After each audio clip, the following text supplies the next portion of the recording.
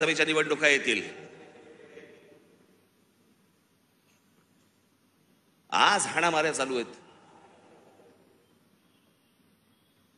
पुढच्या विधानसभेच्या निवडणुकीत काय होईल? कोथळे बाहेर काढतील।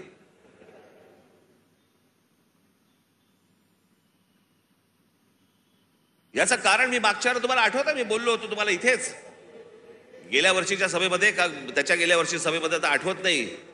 महाराष्ट्रात कॅरम चुकीचा फुटला गेलाय। कोणाच्या सोंगट्या कोणाच्या भोकात आहेत तेच कळत नाही।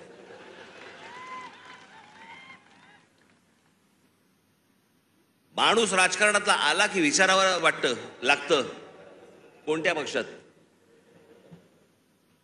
मध्यंतरी मी आपल्या पुण्याला गेलो होतो नाट्य संमेलनाला। तिकडे 5 जण मला भेटायला आले, नगरसेवक होते राष्ट्रवादीचे। मला बोलले नमस्कार साहेब। म्हटलं नमस्कार, आम्ही राष्ट्रवादीचे नगरसेवक। म्हटलं कोणाचे? त्यातले 3 बोलले आम्ही दादाचे, 2 बोलले आम्ही शरद पवारांचे। अशी सगळी परिस्थिती या महाराष्ट्राची झालेली आहे। या महाराष्ट्रातनं पुढे जाताना आपल्याला मार्ग शोधायचा आहे, आपल्याला मार्ग काढायचा आहे। माझ्या महाराष्ट्र सैनिकांवरती विश्वास आहे। आपण योग्य मार्ग आपण या महाराष्ट्राला दाखवू, निश्चित दाखवू। पण माझी महाराष्ट्राकडनं देखील अपेक्षा आहे, माझी महाराष्ट्राला देखील अपेक्षा आहे, माझ्या महाराष्ट्रातल्या मतदारांना देखील अपेक्षा आहे, माझी अपेक्षा आहे त्यांच्याकडनं कृपा करून व्यभिचाराला राजमान्यता देऊ नका। ज्या प्रकारचं राजकारण या महाराष्ट्रामध्ये सुरू आहे याला राजमान्यता जर समजा पुढे मिळत गेली, पुढचे दिवस भीषण आहेत।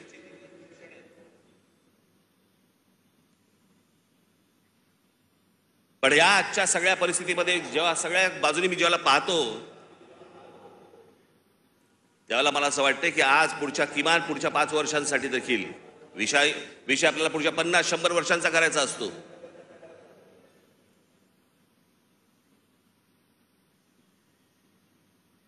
पण इथे ज्यावेळेला मी बसलो होतो, ज्यावेळेला देवेंद्र फडणवीस आणि मुख्यमंत्र्यांबरोबर, त्याच्यानंतर माझं आणि देवेंद्र फडणवीसांचं बोलणं झालं आणि मी म्हटलं की मला नको ते, म्हटलं तर मला त्या वाटाघाटी बिटाघाटी मला पाडू नका याच्यामध्ये।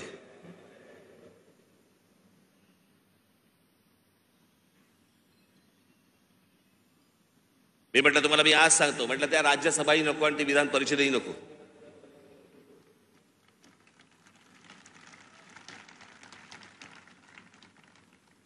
पण या देशाला चांगल्या खंबीर नेतृत्वाची गरज आहे, ज्याच्याकडनं माझ्या अपेक्षा आहेत त्याही पूर्ण झाल्या नाही तर राज ठाकरेंचं तोंड आहेच।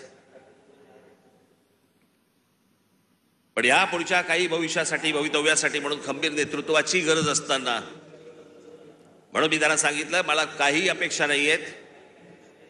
महाराष्ट्र नवनिर्माण सेना, भारतीय जनता पक्ष, शिवसेना आणि एनसीपी, परंतु फक्त नरेंद्र मोदींसाठी बिनशर्त पाठिंबा देत आहे, हे मी आज आपल्या समोर सगळ्यांसमोर जाहीर करतो। आणि माझ्या गावागावातनं सगळ्या महाराष्ट्रामधनं आलेल्या माझ्या सर्व महाराष्ट्र सैनिकांना मला फक्त एकच सांगायचं आहे, विधानसभेच्या तयारीला लागा, जोरात विधानसभेच्या तयारीला लागा। पुढच्या गोष्टी पुढे आपण कसलाही विचार न करता आत्ता बांधणीचा विचार केला पाहिजे आपण।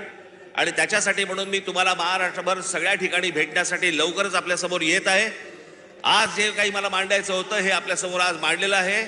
उद्या अजून जर समजा समोरच्यांची पकपक झाली तर अजून माझी दारं खिडक्या उघड्या करायला तोंडाच्या मी मोकळा आहे। आपण निश्चिंत राहा, जिथून आलेला आहात तिथून व्यवस्थित जा, जाताना आपण व्यवस्थित गाडीने ज्या आलेला आहात गाड्या नीट सांभाळून चालवा, घरचे लोक आपली वाट पाहत असतील। पुन्हा एकदा मी आपल्याला सर्वांना गुढीपाडव्याच्या मनपूर्वक शुभेच्छा देतो आणि आपणा सर्वांची मी रजा घेतो। धन्यवाद। जय हिंद, जय महाराष्ट्र। धन्यवाद राजसाहेब। माहीम विधानसभेचे